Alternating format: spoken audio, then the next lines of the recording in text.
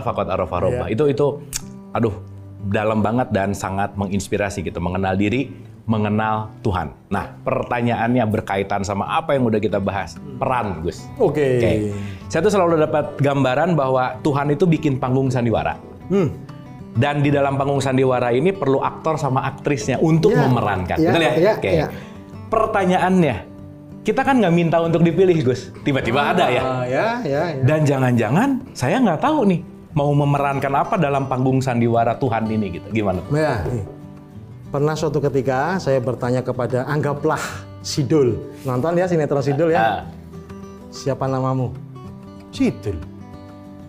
Pertanyaan pertama. Pertanyaan kedua, siapa namamu? Sidul. Kesempatan terakhir, pertanyaan ketiga, siapa namamu? Sidul. Nanti dulu, Dul. Kamu itu Rano Karno. Oke. Ya. Sehebat-hebatnya Sidul di panggung sandiwara itu, yang terima honor Rano Karno.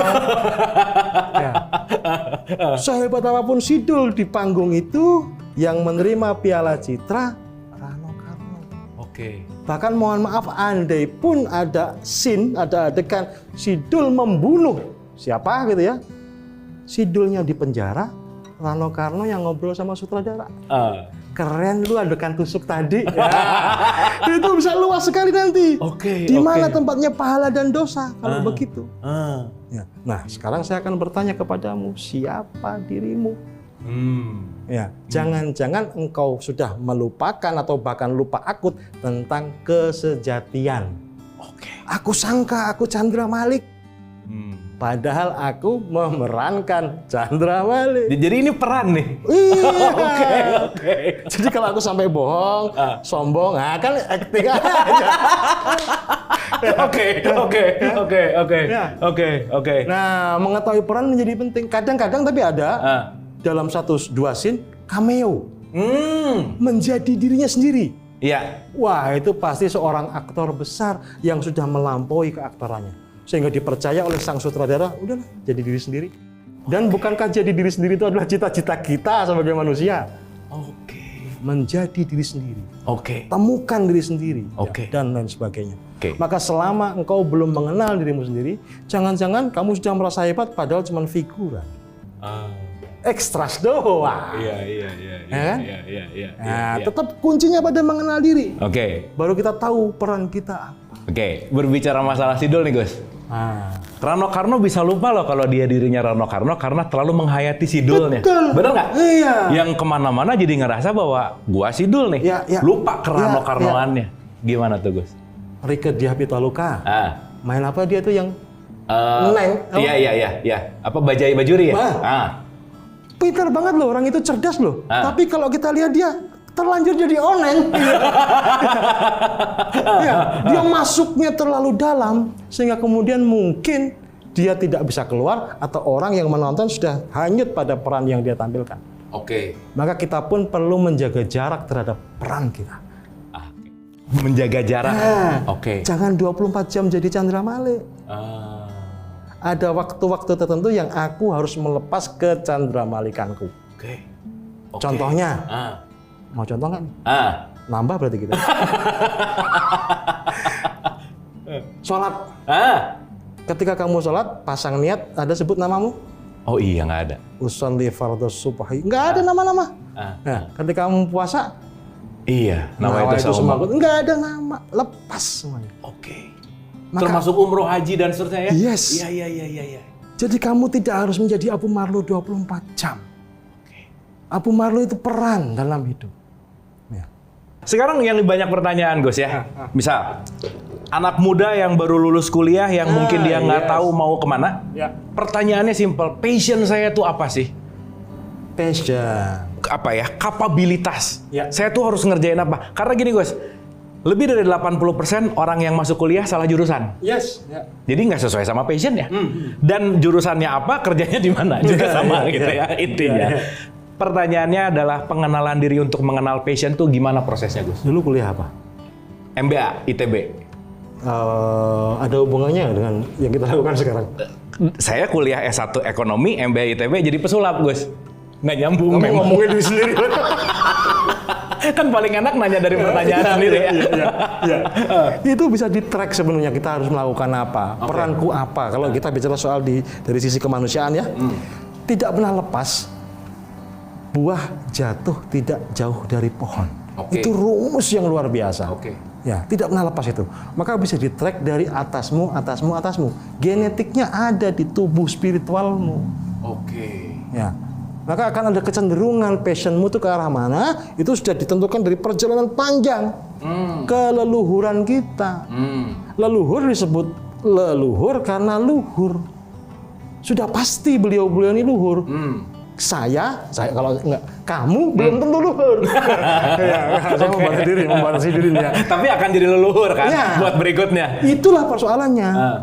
Pada akhirnya kita akan menjadi masa lalu sehingga kita akan disebut leluhur. Penting meletakkan legacy di situ. Maka kita harus melakukan segala sesuatu saat ini demi masa lalu yang lebih baik. Bukan cuma masa depan ya.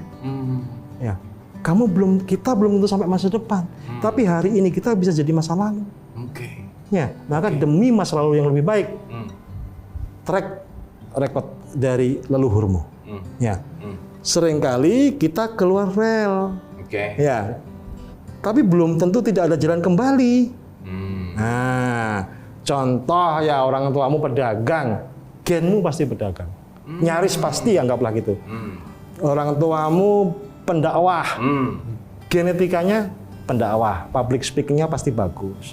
Orang tuamu mungkin petani atau apapun, itu akan bisa dapat tracknya di situ. Walaupun mungkin percabangannya bisa macam-macam ya. Gitu. Tapi pohon riwayat selalu akan dimulai dari akar leluhurnya. Dan itu nggak bisa lepas ya? Susah sekali. Nah pertanyaannya gini, Gus. Kadang kan di satu saat momennya kayak dulu misalnya senang main musik. Passion. Tapi tuh nemu titik jenuh, Gus. Terus jadi pindah. Jadi pindah. Nah sementara kalau kita versuskan dengan istiqomah. Nah berarti kan saya kelihatannya nggak istiqomah nih gitu. Nah gimana tuh? Apakah passion itu dinamis? Atau passion dari akar DNA tadi, itu akar leluhur tadi tuh menetap gimana tuh, Gus? Ya, untung yang tanya Abu Marlo. Pernah suatu ketika kiai saya tanya ke saya langsung, Gus kalau menurut sampean caranya istiqomah bagaimana? Jangan bah, saya bilang gitu. Loh kenapa jangan? Karena al istiqomah tuh khairum min alfi karomah. Apa kan istrinya namanya karomah? Ya, istri satu aja bingung bah, apalagi 1000 karomah. Ya. Jadi sebenarnya tidak selalu itu dimaknai sebagai tidak istiqomah. Kita sekolah dari kelas 1 SD sampai kuliah ya, S1, S2, S3 gitu ya. Apakah kita gunakan ilmu-ilmu SD? Enggak kan? Apakah tidak istiqomah? Enggak juga. Itu kita meletakkan dasar-dasar. Dasar logika, dasar rasa. Kamu pernah di dunia musik pasti ada sentuhan musikal dalam pekerjaanmu berikutnya. Ya, kamu pernah di dunia magic, sulap, ada sentuhan di situ, menjadi dasar dari perjalanan berikutnya. Jadi kehidupan ini sebenarnya adalah penanda perjalanan. Kalau kita mau maknai itu, ya. Jadi tidak bisa atau sebaiknya memang tidak kita hakimi sebagai tidak istiqomah. Nah, bicara soal istiqomah, berbeda antara istiqomah sebagai rutinitas dengan regularitas. Ya, rutin itu setiap hari akan terbit matahari. Itu rutin. Ya.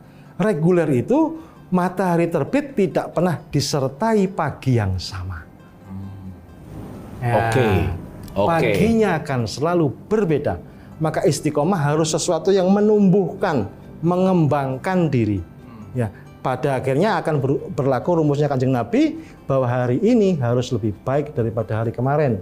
Hari esok harus lebih baik daripada hari ini. Itu buah dari istiqomah. Jadi tidak stuck, tidak acek, bukan. Gitu. Tapi harus dimulai dari menemukan peran. Jadi kembali kepada peran gitu ya. Dan semoga yang nonton ini, Gus, menemukan perannya. Dan